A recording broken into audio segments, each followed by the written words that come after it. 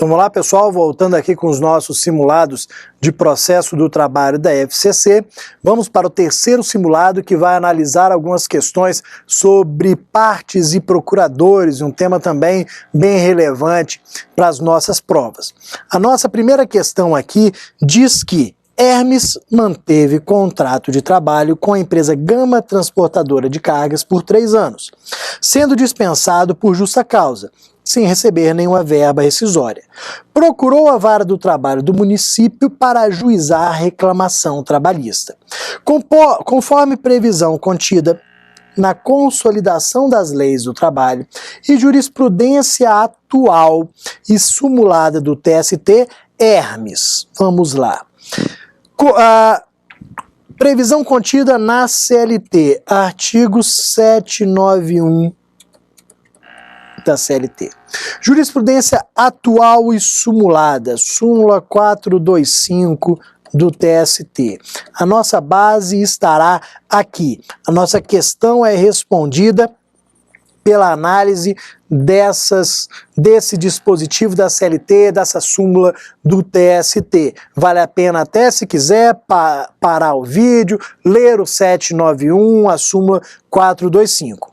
O 791 e a súmula tratam do Instituto do Jus Postulandi, que é a ideia de que eu não preciso de advogado na Justiça do Trabalho. Eu posso ajuizar uma reclamação trabalhista sem advogado. Então vejam, o direito de postular de Hermes se restringe aqui às varas do trabalho e aos tribunais regionais do trabalho.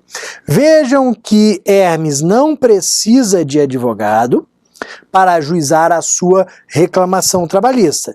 Ele pode reclamar pessoalmente perante a Justiça do Trabalho. Esse pessoalmente traz exatamente a ideia de que ele não precisa de advogado. Só que analisando a súmula 425 do TST, nós chegamos à conclusão que essa possibilidade está limitada às varas do trabalho e tribunais regionais do trabalho. Por quê? Olha o que acontece. Hermes foi sem advogado e ajuizou a reclamação trabalhista. Decisão desfavorável a ele, sentença de improcedência.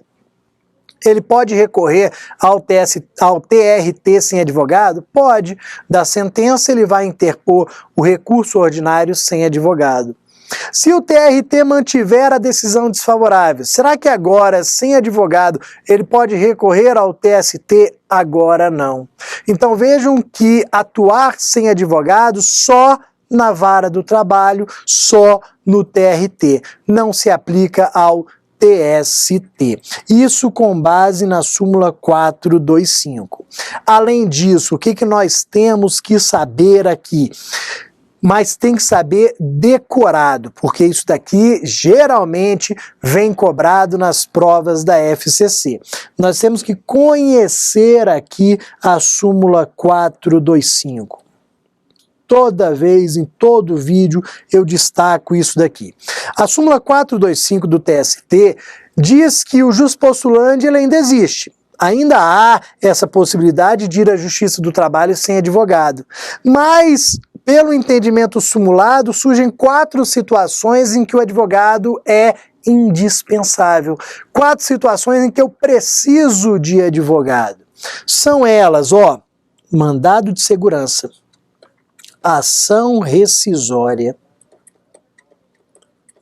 ação cautelar e recursos para o TST.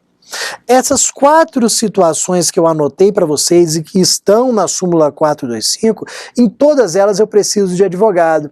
Eu quero, por qualquer motivo, impetrar o mandado de segurança. Tenho que contratar advogado. Quero ajuizar uma ação rescisória, quero ajuizar uma ação cautelar. Advogado. Quero interpor recurso para o TST, advogado. Naquele exemplo que eu falei de Hermes, que ele ajuizava perante a Justiça, a vara do trabalho, recorria ao TRT e depois não podia recorrer ao TST sem advogado, é em virtude dessa súmula 425. Recurso para o TST obrigatoriamente assinado, firmado por advogado. Cuidado com esse ponto aqui. Eu vou destacar essa D aqui. A D que está errada.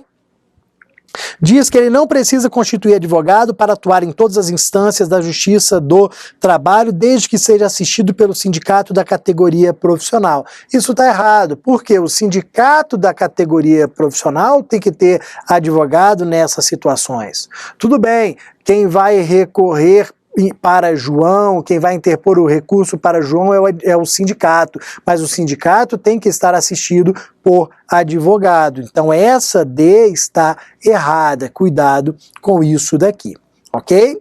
Partindo para a nossa questão 2, de acordo com o entendimento pacífico da jurisprudência do TST. Olha o que acontece. Esse entendimento pacífico aqui nas provas, nós podemos encontrar como súmulas ou como OJs. OJs para as provas também são entendimentos pacíficos. E é o que acontece nessa questão aqui. De acordo com o entendimento pacífico, inexiste previsão legal tolerando atraso no horário de comparecimento da parte em audiência. Parte não pode se atrasar. Vejam que isso daqui, ó, eu tenho na OJ 245 da SDI 1 do TST. OJ 245 da SDI 1 do TST. Parte não pode se atrasar. Olha o que acontece. A audiência é marcada às 9 horas da manhã. Às 9 horas é feito o pregão. Reclamante João reclamada empresa X. Se o reclamante não estiver presente, haverá o arquivamento da reclamação trabalhista. Se a reclamada não estiver presente, haverá a revelia, será decretada a sua revelia. Não existe em tese para concurso essa história de esperar um pouquinho porque a parte está chegando. Não há previsão na lei, é isso que consta na sua assertiva A, é isso que consta na OJ 245, não há na lei previsão de atraso. A previsão que existe é para o juiz. Então, ó, nós temos aqui no artigo, vou botar no cantinho aqui, ó, no artigo 815 da CLT, a previsão de atraso do juiz. O juiz pode se atrasar até 15 minutos. Parte não. Tomem cuidado com essa assertiva. Perfeito? E aí, partindo para a nossa questão 3, é incorreto afirmar. É incorreto afirmar. Tomem cuidado com esse ponto aqui. É incorreto afirmar que o preposto deve ser necessariamente empregado. Realmente está incorreto. Ele não precisa ser necessariamente empregado. Se eu digo que o preposto tem que ser necessariamente empregado, é porque eu estou falando que ele sempre tem que ser empregado. E aí ficou mais claro para você, realmente, não é sempre não, isso está errado. Sobre preposto, nós temos a súmula 377 do TST. E aí nós vamos lembrar que existem duas situações excepcionais, duas hipóteses em que o preposto não precisa ser empregado. Nós temos micro e pequenas empresas e eu tenho aqui empregador doméstico.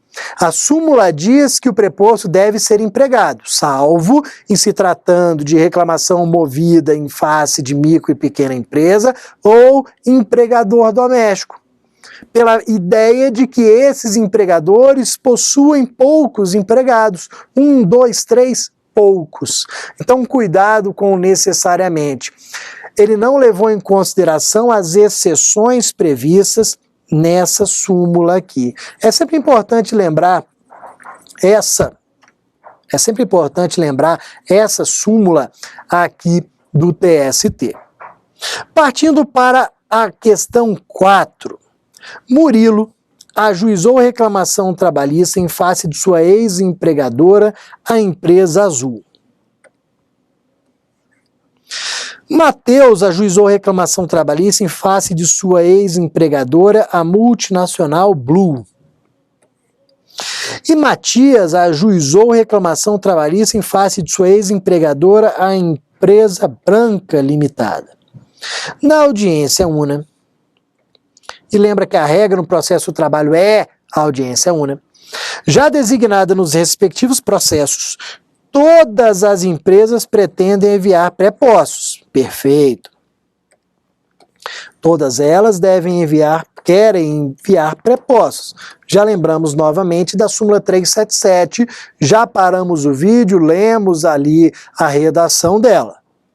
Nesses casos, considerando que Murilo e Mateus possuem mais de 10 anos de contrato de trabalho, de acordo com o entendimento sumulado do TST, o preposto deve ser necessariamente empregado. Vamos lá. Antes de respondermos, olha o que a FCC colocou aqui. Murilo e Mateus possuem mais de 10 anos de contrato de trabalho. Qual é a relevância disso para a questão? Zero. Não há qualquer relevância. A FCC incluiu essa parte aqui para tentar te levar a erro, para você ficar naquela expectativa, meu Deus do céu, eu não lembro desse detalhe, e aí você já fica nervoso e erra a questão. Não tem nada a ver. Se tem um dia, 10 anos, 100 anos, nós não temos relevância nenhuma para o tema preposto. Vamos lá, ele deve ser necessariamente empregado. Vejam que não há qualquer informação aqui na questão se a empresa é microempresa, pequeno porte, se é empregador doméstico, não. Lendo a questão, nós percebemos aqui que não estamos diante das exceções da súmula 377. Logo, em todas as situações, os prepostos devem ser empregados. Todas as empresas azul, blue e branca, em todas elas, eu preciso do preposto empregado. Então vejam que geralmente a FCC lida com esse tema aqui para ver se você lembra das situações excepcionais. E todas elas são facilmente respondidas à luz da súmula 377. Detalhe importante aqui para o nosso estudo. Questão 5. De acordo com súmula do TST, em demanda trabalhista ajuizada por pessoa que comprove a percepção de salário inferior ao dobro do mínimo legal, a condenação ao pagamento de honorários advocatícios, vamos lá. Primeiro ponto, vamos pegar a nossa CLT, nosso Vadmecum, na súmula 219 do TST.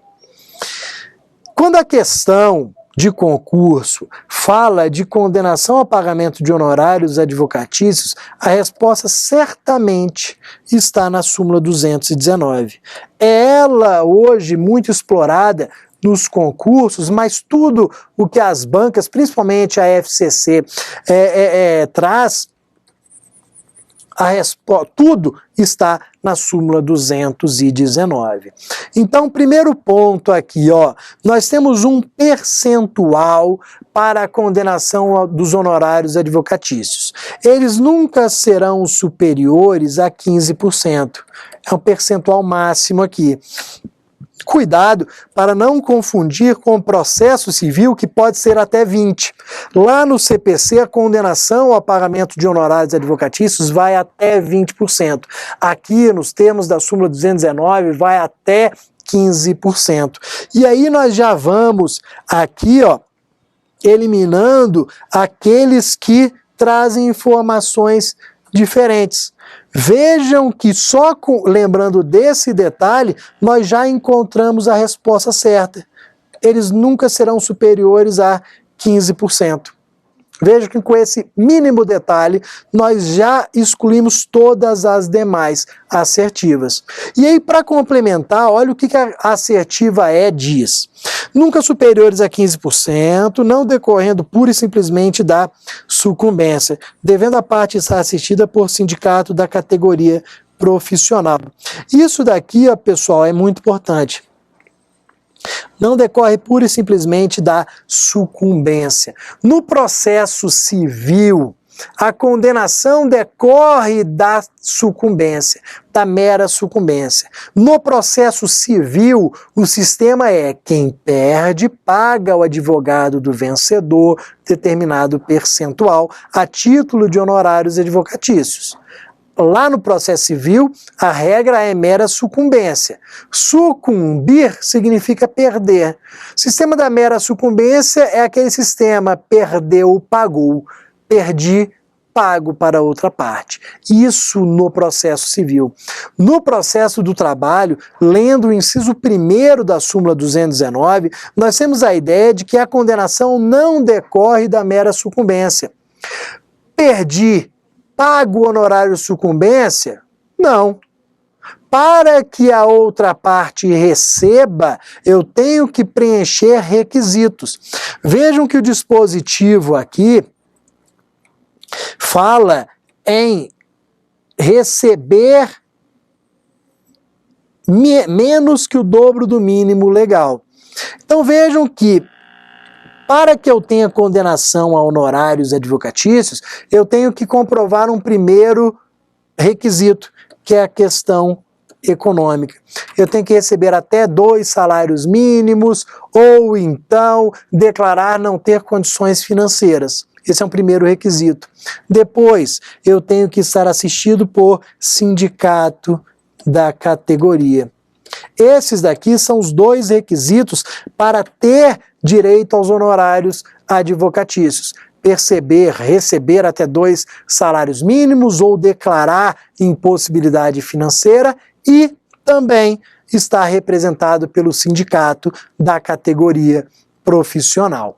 Essa daqui é a nossa ideia. Presentes esses requisitos, nós teremos a condenação ao pagamento dos honorários nunca superiores a 15%. Não deixem de ler essa súmula 219 do TST para sua prova. Partindo aqui, para a questão 6, então nós temos aqui, a procuração apud acta é o mandato. Procuração apud acta também é chamada de mandato tácito. Então vocês podem encontrar esses 2 pontos aqui nas provas. Procuração apud acta ou mandato tácito. Primeiro, nós vamos lá ao artigo 791, parágrafo 3º da CLT. Nós vamos ver que no processo do trabalho não há aqui necessidade de procuração expressa, da procuração no papel. Pode ser que o advogado compareça à audiência junto ali com a parte. Eu, como advogado, vou me apresentar na audiência. Sou advogado de João. Não tenho procuração no papel, a procuração expressa, mas o meu nome é lançado na ata de audiência. Na hora que estamos fazendo a ata de audiência, consta lá que o reclamante João da Silva é representado pelo advogado Bruno OAB número tal. O simples fato do meu nome constar na ata de audiência como advogado da parte já me gera, já cria aqui a procuração apud acta, já cria aqui o mandato tácito. Então vejam aqui que essa procuração apud acta, esse mandato tácito aqui, ele é passado em audiência perante o juiz do trabalho. Então, ele aqui,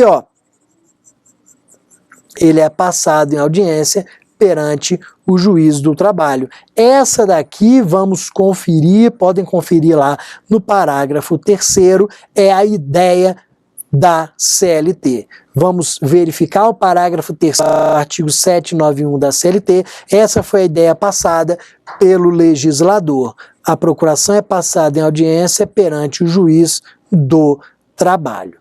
Perfeito?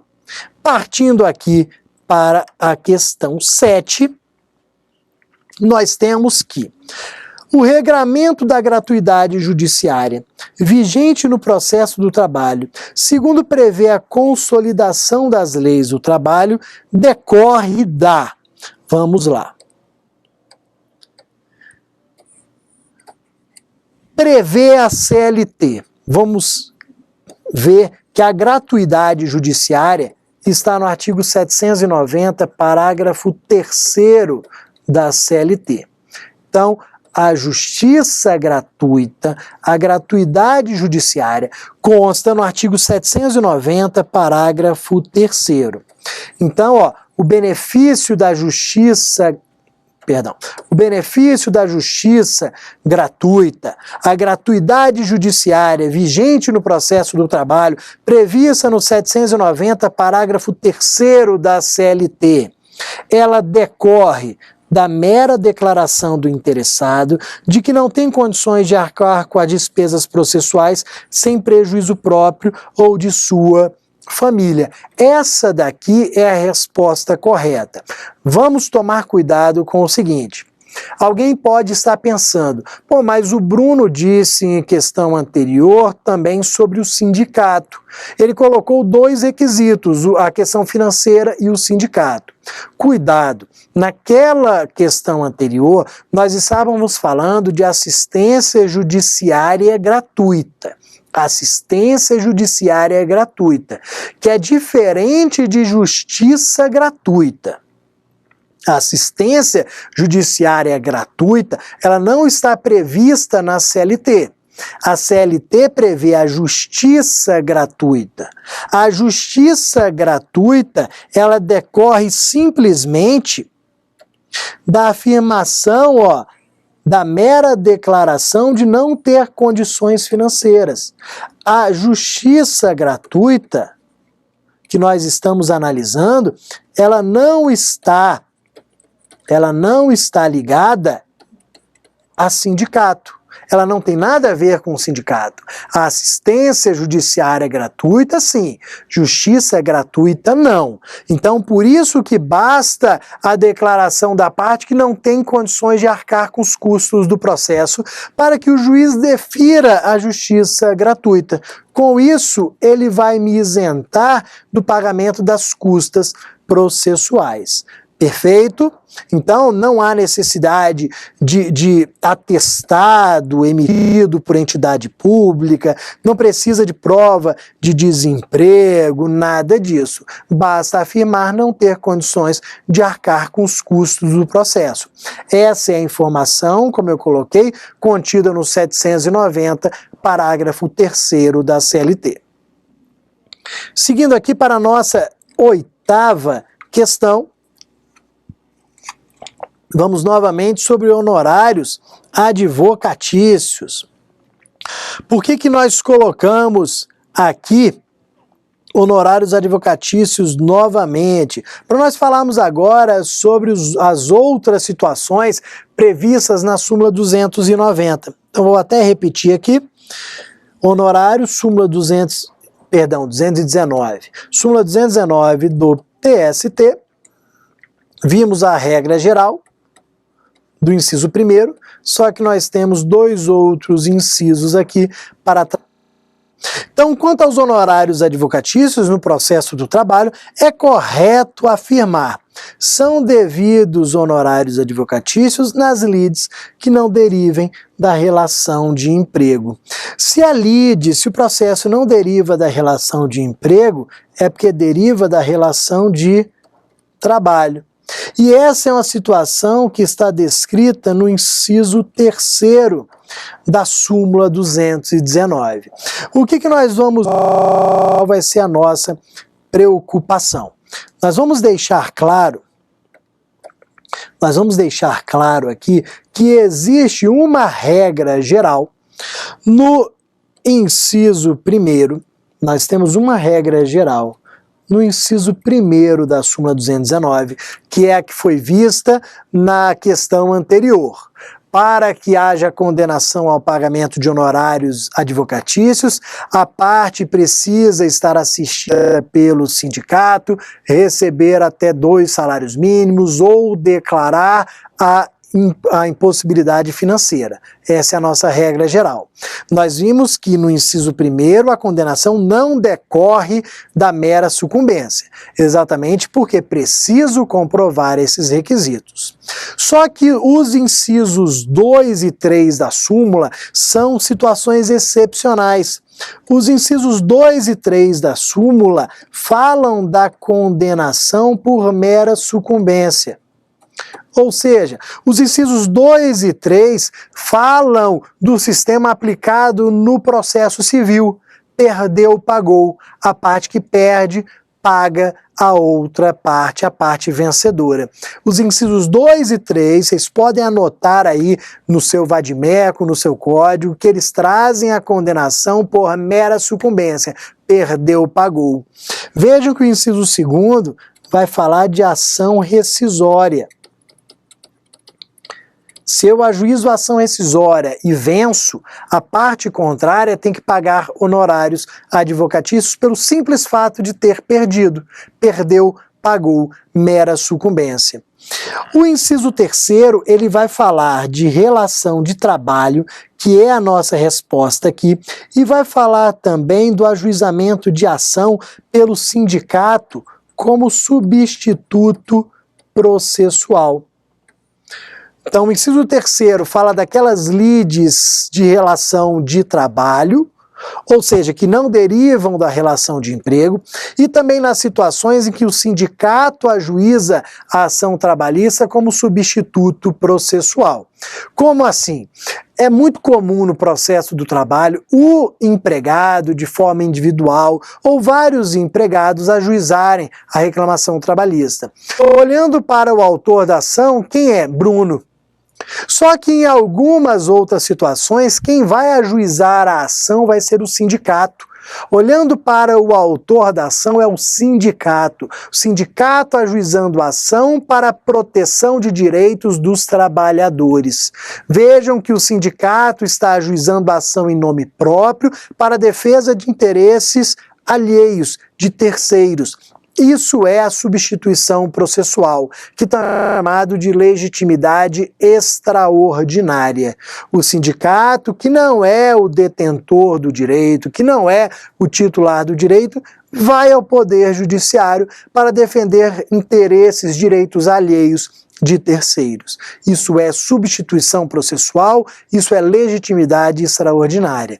Nessa situação, se o sindicato consegue a condenação da empresa ré, essa empresa ré paga honorários para o sindicato, pelo simples fato de ter perdido. Perdeu, pagou. Então são os dois incisos da súmula que tratam da condenação por mera sucumbência. Cuidado especial com essa diferença. Partindo aqui para a questão 9, nós temos que, quanto às partes e aos procuradores, é correto afirmar. Em se tratando de reclamação plurima, os empregados poderão fazer-se representar na audiência de instrução e julgamento pelo sindicato da sua categoria. Vamos anotar aqui o artigo 843 da CLT. Vale muito a pena dar uma lida nesse artigo para a sua prova. O artigo 843 da CLT é que prevê a possibilidade de representação em audiência. É ele que diz que a empresa poderá ser representada por preposto. É ele que o empregado pode ser representado por outro empregado, por exemplo, numa situação de impossibilidade de comparecimento. Digamos que o Bruno ajuizou uma reclamação trabalhista e a audiência seja marcada para determinado dia. Nesse dia, Bruno sofre um acidente e fica internado. Se Bruno não comparecer à audiência, o processo será arquivado. O que Bruno faz? Pede a um que vá à audiência para representá-lo, apenas para evitar o arquivamento. Essa situação também consta no artigo 843 da CLT, que também traz a hipótese da letra C.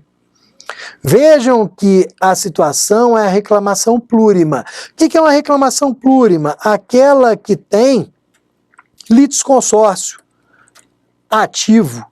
Tem litisconsórcio ativo, ou seja, em que eu tenho vários autores.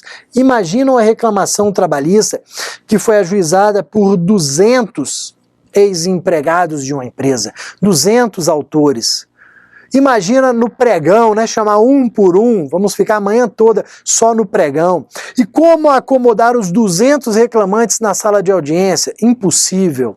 Então o 843 da CLT prevê a possibilidade deles serem representados pelo sindicato da categoria.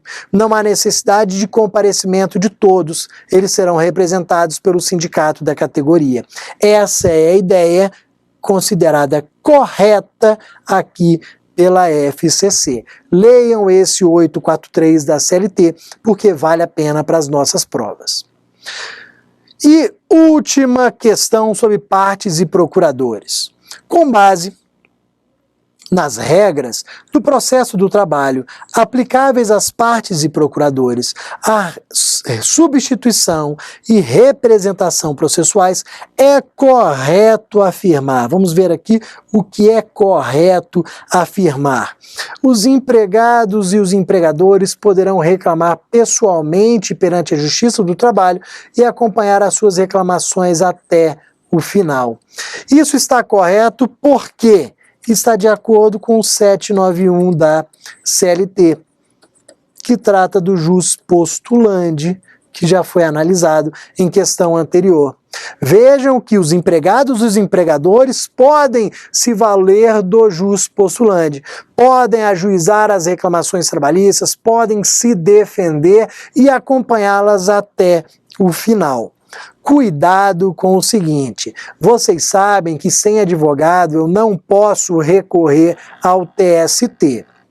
Então alguns poderiam pensar que até o final aqui estaria errado, mas não, para concurso está certo porque essa daqui é a redação do artigo 791 caput. Essa é a redação.